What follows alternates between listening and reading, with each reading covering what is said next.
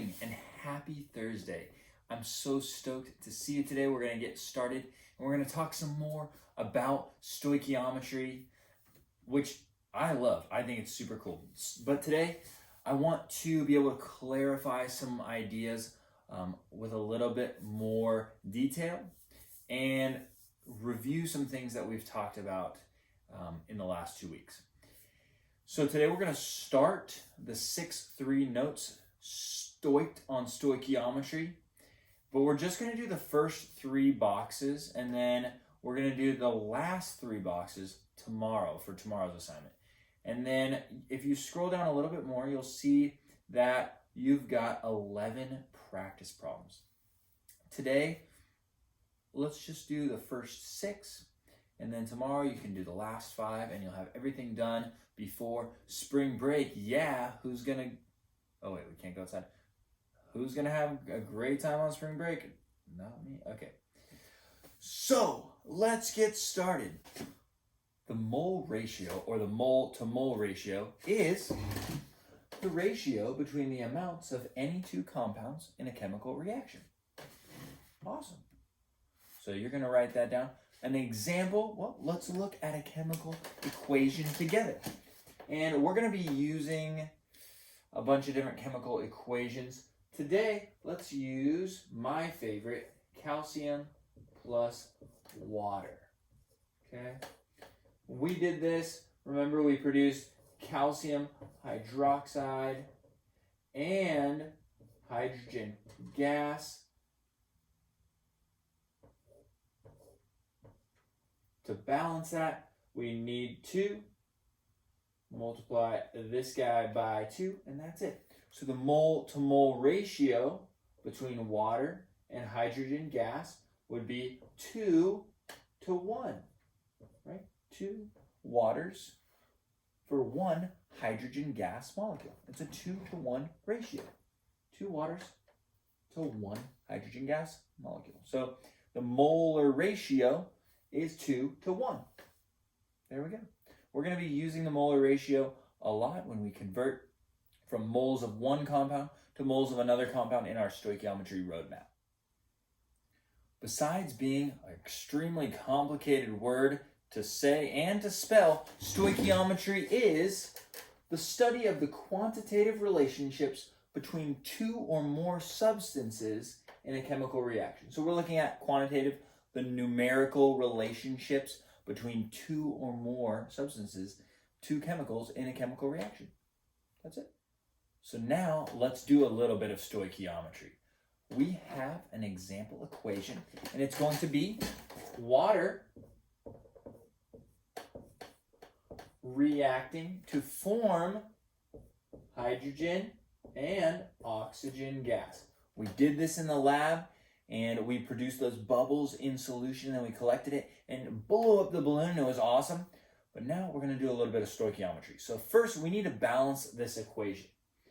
On the left side, we have 1 oxygen. On the right side, we have 2. So I'm going to multiply this by 2. But now we have 4 hydrogens and only 2 over here. So I'm going to add another 2 there. And now this equation is balanced. Okay, so we're going to fill in this table. For this problem, to fill in the table, we're going to need one piece of information that I didn't write on your document. And here's what it is. We're going to start with 15 grams of water. Okay, so that's going to be our first number that I give you. All right? With this number, we're going to be able to solve everything else with stoichiometry. So check this out. What we're going to do first is we're going to calculate the moles of water. If we have 15 grams of water, how many moles of water do we have? Well, let's do our first part of the problem. 15 grams of water. We can convert that from grams to moles of water, and we'll get, well, what's the molar mass of water? We know oxygen is 16, and hydrogen, that's 1, but there's 2 of them. So the molar mass is 18 grams to 1 mole. And then we just have to use our calculator to find the number of moles. We're going to get 15 grams divided by 18 grams, and we get 0.83 moles. So I'm going to add to our table 0.83 moles. Okay, now let's finish up this column, and we're going to solve for molecules of water. So what I'm going to do is I'm actually going to erase the answer, and I'm going to add one more conversion from moles to number. Okay, and so the way that we do this is we need to know how many number of particles or molecules of water is 1 mole. Well, 1 mole is always 6.02 times 10 to the 23 number of things. So let's do this.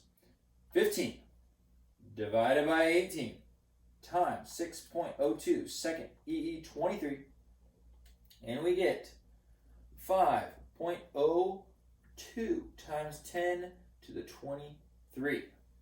So we'll add that to our table. 5.02 times 10 to the 23. Okay, we're doing great. We've already filled out one column, but we need to figure out how much product we're going to make. So what we're going to do is we're going to convert from moles of water to moles of hydrogen, and then moles of water to moles of oxygen. Check this out. Okay, we know that we have 0.83 moles of water. So how many moles of hydrogen do we have? Well, it looks to me like 2 moles of water. 2 moles of water from our formula is equivalent to 2 moles of hydrogen gas. So how many moles of hydrogen gas do we have? Well, divided by 2 times 2, it's going to be the same number, 0.83 moles. Okay? But if we're going to go to oxygen instead, we need to erase some things. We need to erase this number and this guy right there. And I'm going to do a different problem. How many moles of water can be converted to moles of oxygen? And I know that 2 moles of water is equivalent to 1 mole of oxygen. I'll put a 1 there instead of a 2. And now we can do this math. 0.83 divided by 2 equals 0.415 moles of oxygen. Awesome. Let's put that there. 0.415 moles. Okay. We're getting there. We're almost done. We just need to convert this number of moles into molecules, this number into molecules, and this number into grams, and this number into grams. And actually, I know that if we have this many moles, the number of molecules is going to be the same because the moles are the same. So the number of molecules is going to be the same. So I'm going to do a cheater method and just put that number right there. Let's do this number of molecules. How do we figure out how many molecules of oxygen we have? Well, we start with our moles of oxygen, and we convert from moles of O2 to number of particles of O2. And I know 1 molecule or 1 mole is 6.02 times 10 to the 23. So I go 0.415 times 6.02 second EE23, and we get 2.49 times 10 to the 23. Alrighty, we're so close. We're almost there. We just need to calculate the mass of hydrogen and oxygen gas. Alright, let's do this. If we have 0.83 moles of hydrogen gas, what is the mass going to be? Well, we can solve that. We know that 1 mole of hydrogen gas has a molar mass. What's the molar mass of hydrogen gas? it's 2 grams per mole. So let's do this 0.83 times 2, and we end up with 1.66 grams. Okay. Now, I remember some law, the law of conservation of mass, where we can't create or destroy any mass. So I'm guessing that if I do 15 minus 1.66, I'm going to get a number about 13 right here. Let's find out if we're correct. So, to find the mass of oxygen, we're going to do 0.415 moles of oxygen. And the molar mass of oxygen is going to be, well, 1 mole of O2 is how many grams of O2? We solved that by finding the molar mass, which is on the periodic table. It's 16 times 2 because there's 2 oxygens. So we got 32 grams of O2. So then we're going to go 0.415 times 32, and we get, well, what do you know, 13.28 grams. Perfect. That was exactly what I was hoping. You guys did a great job filling out the table. We are done with day 1 of 6.3 notes. Now you need to finish questions 1 through 5 of your practice problems that are just below if you scroll down. But you're not going to turn in your notes or any of the practice problems until tomorrow when we finish the notes, and then you'll finish all the practice problems. So take some time right now to focus and get the first 5 done. You're amazing.